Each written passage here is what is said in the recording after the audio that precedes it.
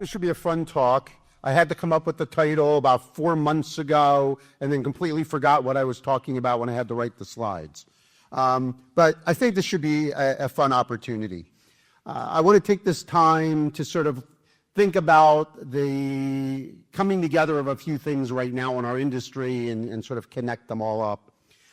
So we've already heard a lot today about AI. Certainly want to talk about how that figures in, but also the work of the PDF Association, so many of the projects that we're doing here, and how it relates to that, and also to the future of PDF. So I'm going to connect some dots, and I'm going to use the idea of collaboration to do that, and the idea that PDF, which was we heard in that nice movie earlier, it started life and really continues to be focused for single users. Okay, you create it, you send it to a single person, or maybe you send it to many people, but each one of them is working with it or manipulating it as an individual. PDF hasn't grown, for the most part, into the world of collaboration. Yes, you can send around for comments and things like that, and we'll talk a bit about that. But if you think about the world of, say, Google Docs and co-editing and collaboration that most young folk are doing, we're not there, and I just want to sort of talk about that. So let's start with what collaboration is. I think most of you, especially non-native English speakers, are familiar with the normal definition, which is the action of working with someone to produce something. I actually thought the second definition was much better, which was traitorous cooperation with the enemy. That's how I feel when I collaborate myself. So if you're not familiar with that definition, I like that. Okay, so who are we collaborating with? Or, admittedly, what? And I think that's, again, part of what I want to talk about, which is the fact that we have moving from this world of not just collaborating with other human beings, but we are now starting to collaborate with AI. And so what's the difference? Is there a difference? How do we want to think about these differences, again, in the context of PDF, the file format, and of our products?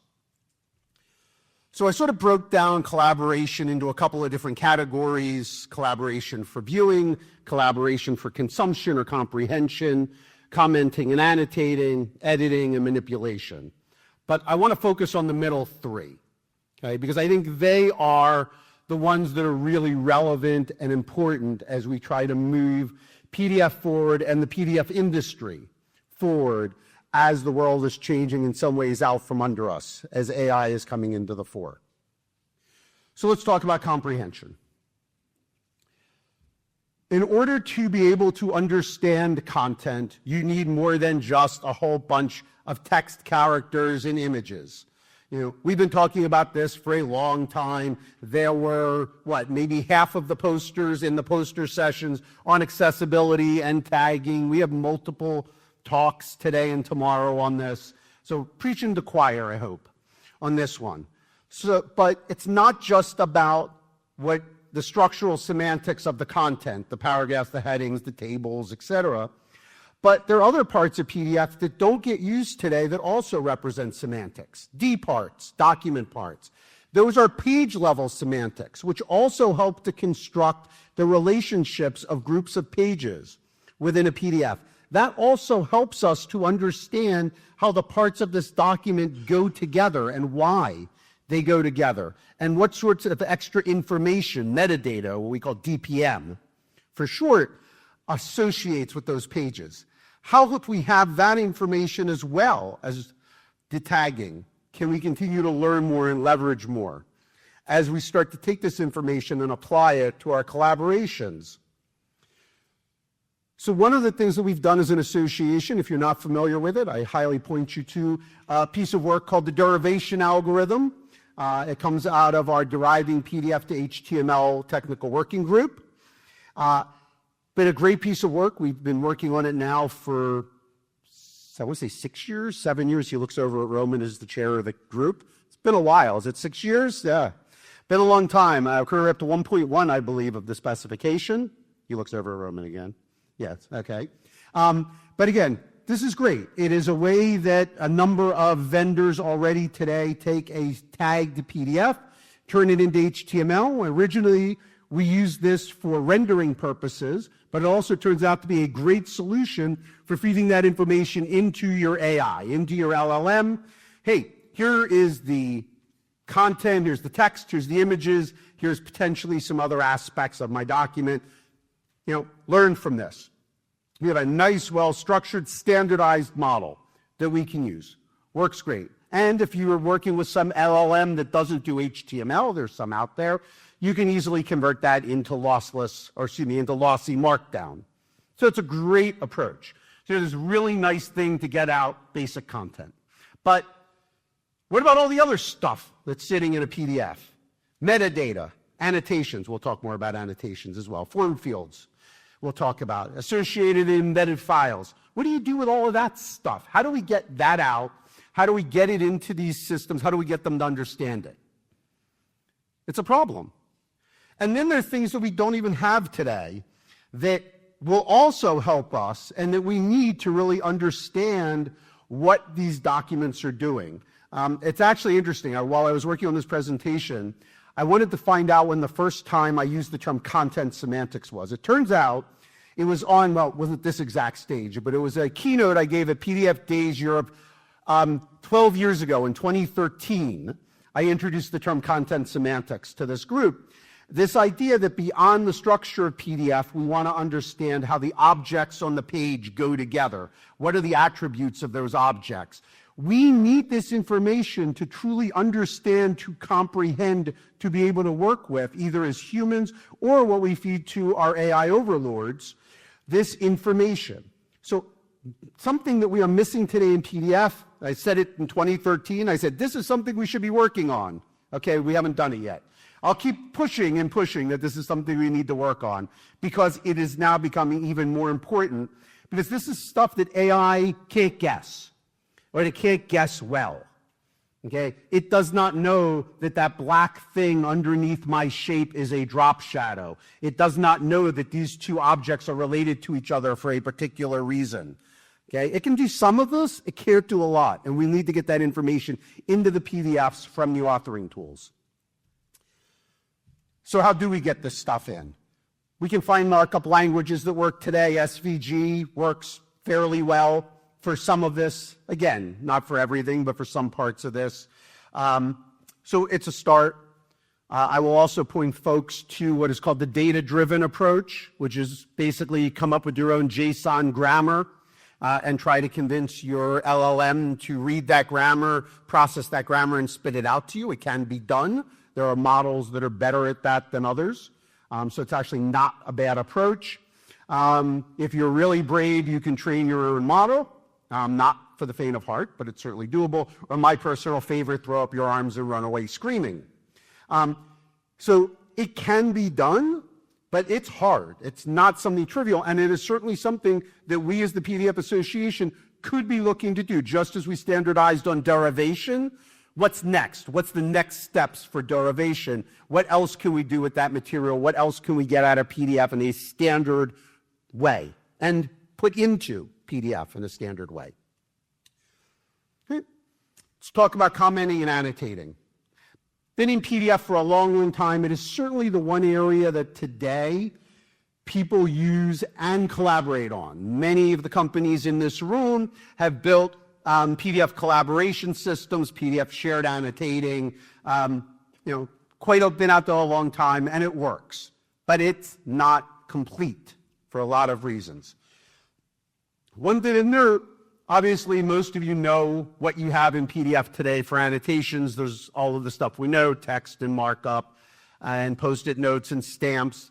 But some of the things that we sometimes always forget is that hyperlinks are done as annotations, rich media is done as annotations, so your video, your audio, your 3D really aren't part of the regular content. And again, as we think about derivation, as we think about content extraction, and getting this data out and into systems to start to understand it, to comprehend it, to collaborate on it, we need to pull this stuff out in useful ways and connect it in. I'll talk a little bit more about that. There's also features of annotations that most people don't know and many systems don't even support. For example, we introduced some additional capabilities all the way back in PDF 1.5. There's the IRT feature in response to. This is how you do threaded commenting, for example. What's interesting is that our system in PDF supports actually very deep threads and interconnections. You can relate anything to anything else. You can build up a tree or a graph of comments. But most of the world today can't figure that out. I don't know if you've ever tried to do commenting, even in non-PDF based systems. You comment on Facebook or Google or Instagram. It's a flat list. So we have this great rich system of hierarchical commenting, and nobody actually wants to use it because we can't explain to users how. But it's in there. And these annotations have state. You've already approved it. You've not marked it. All of these useful tools that some systems give you, others don't, but that when it's there, we want to be able to consume it and leverage it. But there's stuff that's missing. What's missing today from our annotation systems? What do people want to be able to do that they can't? Examples. We have no model for document level annotations. People just want to be able to comment on the document itself. Think about on Facebook posts or Instagram posts, where all you do is you just comment on the person's picture. Oh, that was nice. Give it a thumbs up. Okay? We can't do that in PDF today. Page level annotations. You can't say something about the page. You can put things on the page, but you can't just say something, I like this page, I approve this page, or delete this page. We don't have a model for that. And we need it.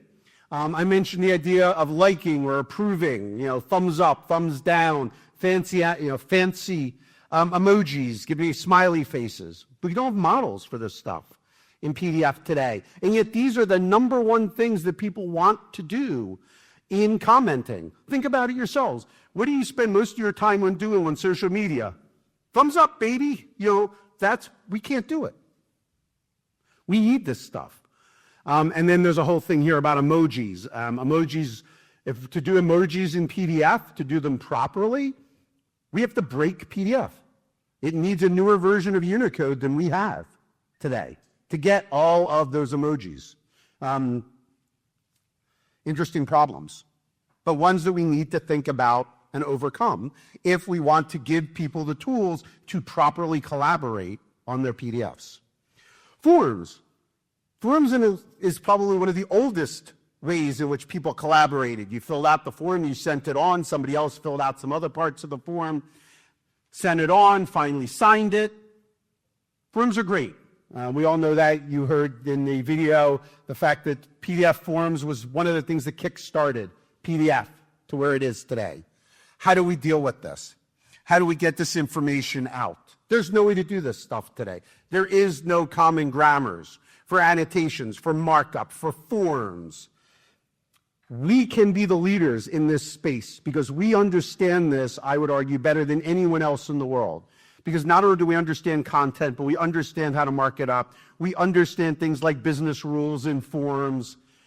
We have an opportunity to lead here in producing the way to describe rich content, semantically rich content, to LLMs. Okay? Something you should definitely be looking at. And one of the things that we started here in the PDF Association is Forms.next. Great stuff. A JSON-based grammar, the future of forms. We currently have it on hold, but there's an opportunity here again as we think about forms extraction and forms comprehension. What can we do with that information? How can we leverage the work of Forms.next for this purpose? All right. Editing. Something that, if you go back to the days of John and Chuck, never, ever, ever thought you would do this. Editing was obviously not something, it was not in the Camelot paper. It was not something they ever thought we would want to do. It was completely against all things PDF. In fact, if you talk to just about any user in the world, they will tell you the reason they use PDF is because no one else can edit their files. Okay, and after we all stop laughing about how unrealistic that is, so why is editing a problem? What if we wanted to be like Google Docs and make our PDFs co-editable? Could we do it? Well, we have this great feature in PDF called incremental updates. Been there since 1.0. I personally think it was one of the best things that ever went into PDF. It's also one of the most underused features of PDF. Yes, we all use it because we all want to do quick saves, but we don't actually leverage it to its full potential, which is the ability to do unlimited undos, roll back, things like non-destructive edits. We don't use it for that today. Nobody does that I'm aware of. But we could. It's just built into the system. It's great. It's wonderful stuff. Okay? But it's not perfect. It's perfect for exactly what it was designed for, single user updates. What does that mean in a multi-user world? Well, let's take the biggest one. You want to change one character on a page, that incremental update section has, at a minimum, a completely new content stream. It might have an updated page dictionary. It might have an updated catalog dictionary if you had to change the page tree, et cetera, et cetera, et cetera. So one character change could actually mean a big chunk of data. It's not optimized for small changes by potentially multiple users. Again, think the Google Docs world. What can we do to fix that?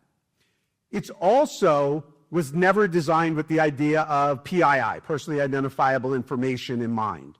So I don't know that every implementation does this. I can comment that Adobe's takes the position that if the user deletes something, for example, you delete a page, you perform redaction, that's a given, but you delete a page, we will not do an incremental save. We always do a full save after a page deletion, not for space, but for privacy, because we assume that there's the possibility the user deleted that page because there was something like PII on it. So if that's the case, if we continue to do those types of things, incremental updates are useless because we're not going to use them. So how do you deal with the idea of incremental updates in a world where you also have to maintain PII? And it's also single-threaded. It's one flat list of incremental updates, no idea of threads, branching, forking, all of which are very important in, again, a world of multiple users. Okay? I am not building Git into PDF, mind you, but think about what you could do if you could at least introduce a non-flat incremental list. And then there's the fun of trying to intermix annotations and editing. One of the most confusing things to the average end user, which is that they look at the page and they see a word with a strikeout over it. And they go into edit mode in their favorite PDF editor, and all of a sudden that strikeout disappears. Well, we know why. It's a completely different layer. Here's my text layer, here's my annotation layer. They don't go together, right? But the average user doesn't get that. How do we help them understand that? Not an end user, that's two humans. Now try to make an AI understand that. If you've got an AI that's trying to do a job for you, so agents, for example, as we get into the world of agents, and I'll talk a little bit more about that, if an agent has to understand that this word has been struck out, to then perhaps not consider it in its comprehension strategy, to know that when it does remove, if you ask it remove all struck out words, how would it know that word is struck out? We've got to find ways, and granted, tagging helps, but it's also not perfect in this regard either. So thinking about how we put these pieces together going forward in a more tightly bound manner. Okay. The last thing I want to talk about, which is something we don't do today in PDF, but it's something that we are working on here in the association and our counterpart in ISO TC 171 SC2, is the world of content provenance. So we have partnered up with another organization called the C2PA, the Coalition for Content Provenance and Authenticity, and thanks to Kevin for his poster during the poster session on that. And what are we doing? We are taking an international standard, not a formal standard yet, that's actually what we're trying to do. We are taking the standard from this organization that is there for storing and accessing cryptographically verifiable and tamper-evident information whose trustworthiness can be assessed based on a well-known trust model, and we're turning it into an ISO standard, and that's ISO 22144, and we will be meeting in that later this week during our ISO meetings. So what are we doing with it? What we're doing is we're leveraging it to be able to understand all of the actions that a user or an AI is performing on the document, so that we can identify oh, this paragraph was written by a human, this image came from an AI-generated system, this paragraph was tweaked a little bit, maybe it was corrected or optimized by an AI. It was signed, it was deleted, an agent rearranged the pages according to some algorithm it was given. Whatever things took place can be recorded, stored, managed, and then cryptographically sealed into what is called a content credential or a C2PA manifest. And then all that information can be appropriately presented to a user. Okay? You can think about this as a PDF signature or a PDF audit trail on steroids, if you will. Okay? It is an open, again, we're working on it as an open standard. It is not PDF specific. The same standard works on every known media type. Images, videos, 3D, audio, zip files, oh, and even fonts, which is actually pretty cool because now you can start with a font file with provenance. You then embed that into the PDF, you subset it, all of that information all follows into the PDF. So all of these pieces all get into this very nice comprehensive provenance record. And I mentioned the fact that it lets you do really interesting things around AI, so you can identify all of the things that go into it. Also something, this morning Philip mentioned Article 50 of the European AI Act, which is about labeling of where AI is used. This enables us to do that in PDF and other file formats, which not only makes us compliant with the EU AI Act, but also with the AI Act from China, Japan, South Korea, what else am I missing? Probably a bunch of other countries off the top of my head. Oh, the UK, not the US, actually, just to help you out there. So, but pretty much everybody else in the world who gets it and doesn't have Trump as their president. Don't get me started. All right. Anyway, you can also give creators, this is also really important for those of you who work with publishers and creators, you can label your file in a standard manner. You are not allowed to train your AIs using my content. Extremely, extremely important ability. And again, aligns with the EU AI Act and the AI Acts of various other countries around the world. Oh, this one though, while it's not US centric, the state of California has a bill called SB 943, which goes into effect at the end of the year, which will require any company that produces software in the state of California will need to identify and transparency label things when AI is used. So we're not getting it in the entire country, but we're at least getting it in California, which is a big deal. So that's important. Okay. Now, I said that this standard for content credentials works on all sorts of file formats, but we want it to work better with PDF. Since we're the ones still helping to standardize it, no surprise, we'd like it to work better with PDF. So we are working on a standard, again, both here in the association and over in TC 171, which is ISO 32008, known as PDF extensions to content credentials. So we are extending that standard to add PDF isms. How do we add PDF specific things? We have over 20 proposals to review this week in our meeting later when we meet of things that would like to be added, new actions, PDF-specific things. We want to work better with PDF's existing digital signature model. We want to deal with encryption. How do you do this and apply these things in the world of encrypted PDFs? So a lot of interesting things that we're going to be talking about. But extensions to content credentials for PDF. Very important work. The other piece of work that is not being done in this group, but is also being done by the ISO, there's a group within the JPEG standards body. There's a standard called JPEG Trust, ISO 21617. And what it is doing, it is just as we have extended or are extending content credentials for PDF, they are extending content credentials first and foremost for the JPEG family of standards, but also they are adding capabilities for the entire content credentials world, specifically in two areas. One in the area of human and organizational identity, So if you're familiar with things like verifiable credentials, social media identification, those sorts of things will be available as part of this system.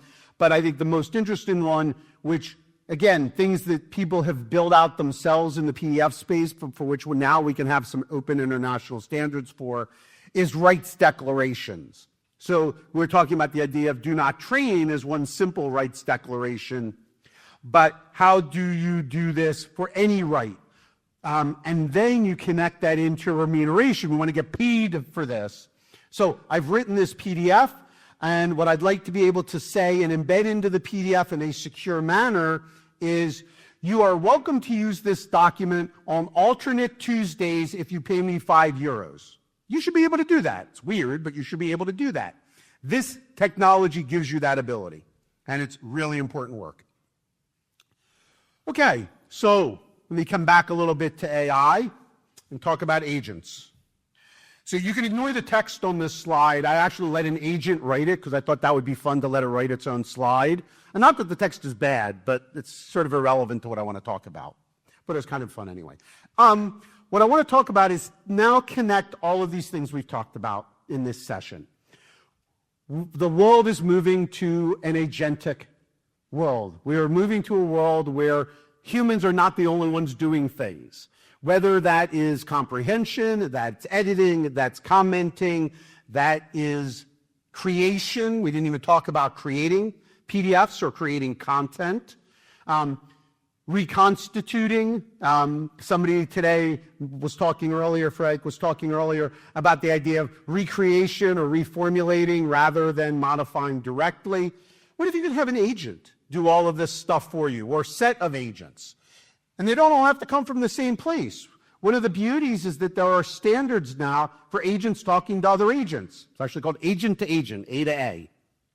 Really creative name, but it tells you what it does.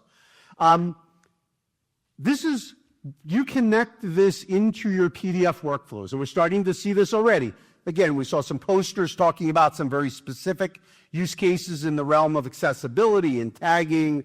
My company has recently released products that do things in this realm. I'm using agents, and we'll hear more about that tomorrow, I hope. Yes, good, I'm being told we are. During the 5 minutes.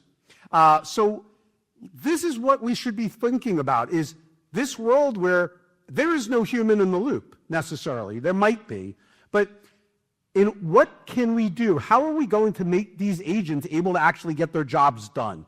And we are going to be the only group that is going to be able to make that work for PDF properly. I ranted about this earlier today. I'll rant here in public again. All of the AI companies don't know squat about PDF. No surprise. What did they do? They grabbed some software off the shelf, some open source something, no offense to open source developers, and threw something together without actually understanding it. We understand PDF. It is our job. It should be our mission as the PDF Association, as members of the association, to get them to understand exactly what PDF is and how to use it properly in this new agentic world. So that's my charge to you as we go out of here. So, which is what I just said. We understand this stuff. Let's get the rest of the world to understand it too. And that may mean that we have to make some changes to PDF along the way. Let's do it. Let's do what we have to do to get this stuff into users' hands and to move the world and PDF forward in conjunction with the world of collaborating with agents. So thank you all very much. And I guess you can ask me questions.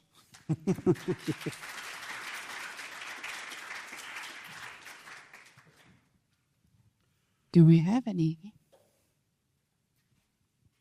Yeah, when I hear collaboration, I keep thinking Google Docs or, Office and multiple people. Yep, absolutely. No, and that was sort of my point, which is that today you can't do that with PDF, and why? So this is why when we talk about editing, when we talk about the limitations of PDF, there are things that are fundamental to the architecture of PDF today that don't enable that we need to think about how to overcome if we want to do that, and we do. But that PDF may be at the end of a workflow from an InDesign or Acrobat or something. It's good. Somebody's reviewing and they want to click it and then go back to the InDesign. Maybe, or they just want to edit it right there. They may not have the original files. I mean, this is what, if you ask vendors, Can they suck it back to InDesign after doing? sure, they could be able to, and this is where content provenance comes in. If you have within that provenance all of the information about every step that took place, you could absolutely replay it back into your original authoring tools, 100%. And it may be in XBRL, it could be in other formats as well. That information, we're not saying, I'm saying we've got a problem to solve. I'm not sitting here and say, here's how to solve it. I'm charging all of you to work with me to solve it.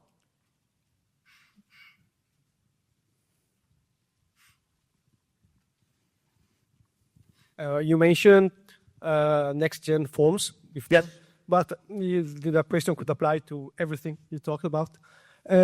What is the direction for the new specifications? Will you try to create new features add new features orthogonally, or will it be a substitution of existing features? That's a great question. So the general rule that we use at both here in the association and at ISO is we're always building on top of. We are never replacing anything we can't replace. Now, we may deprecate things, but deprecation simply means you don't create it at that point, but you always have to consume it. So, no, we don't. We may suggest here's the new version of X, but you can't get rid of the old one.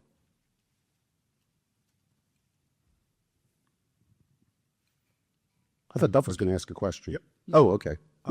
So one thing, and you mentioned this, is that you want us to get on board with getting the AI folks up to speed on PDF. Yeah, but one of the things that surprises me is that I don't see AI vendors apparently making much of an effort to themselves have. What you must mean by that, presumably, is intelligent ingestion of PDF files. Certainly as a start. Yep. As a starter, at the very least, which would imply to me also awareness of semantics data inside of PDF. 100%. So why aren't the AI vendors attempting to differentiate themselves today on the basis of, well, our ingestion is better than their ingestion? Why? It seems to be in their interest to kind of smooth out the entire question of, like, we do it smarter. And that would, if they did that, they might mitigate some of the concerns that are out there in the market about what they do. Oh, I think you're absolutely right. I think it would. I mean, I think what we're seeing is sort of no surprise, you've got vendors like myself, like Adobe and others who are coming from the PDF space, as an example, who are showing why, while we may not be, the name that people think of when they think of AI, you think of ChatGPT, OpenAI, and Google, and Gemini, and Microsoft, and Copilot. But if we can demonstrate, and we believe we have, why using our tools who understand PDF connected to AI agents are better for users, then it's a win from a marketing perspective. It's a win from our perspective, both marketing-wise and technically. And I can say that that's been successful for us. We have lots of users who are switching to our solutions for PDF consumption because we're able to demonstrate why we know PDF. This is what we do. Everyone, Adobe, PDF, therefore you do it better, and we demonstrate. And I'm not saying, and point noted, I think all of you in this room can do the same thing. But we have to do it, let's do it together, is again. Go ahead. I appreciate that. But yet it's not. I would expect that Adobe would have some sort of solution, and it does, for AI handling of PDF files. What I would, and I guess you leave it to the users to infer that this is because Adobe and PDF go together. Well, that's a reasonable inference. And we market it that way too, but yes. Well, but do those solutions leverage Tag PDF, to take that example? 100%. Ours do. Okay. 100%. That was really what I was curious about. Absolutely. Everything that I talked about today is stuff that we are either shipping today or hopefully will ship soon. But just as we have with many other things, we'd like to do it as a community. We don't have to do it on our own. That's the bad thing we learned 30 years ago with PDF, and you heard our former executives and stuff talk about that, which is What did we get right? What we got right was we turned to PDFs, halfway through PDF's lifespan, we turned it over to the world. We turned it over to this group, and it's only gotten better, and PDF has gotten better. Why? Because we do it as a group. So, my usual pitch. I remember that you talked 2 or 3 years ago about PDF Next. Today you talked again, but I never heard anything about PDF Next. So it's actually interesting. So PDF Next, what we talked about here on this stage, I think actually in 22, actually became the derivation algorithm. So that derivation algorithm that I mentioned actually is what we then talked about as PDF Next. It is the guts of that effort that we presented here on this stage in 22. I think it was 22. Yeah. So yeah, 100%. No, we did move forward, but we decided that rather than focusing on trying to replace PDF, which we just could not do practically all in one big go, what we've done is look at all of the individual things. So the technology that came out of that is now derivation. Other things, forms.next, et cetera, et cetera. So we're trying to move in a much more incremental, and sort of to Francisco's comment, an incremental rather than let's just throw out the baby with the bathwater, if to use that expression. Anybody else? No? I guess. Great. Thank you all very much. Take a pass, Lennart.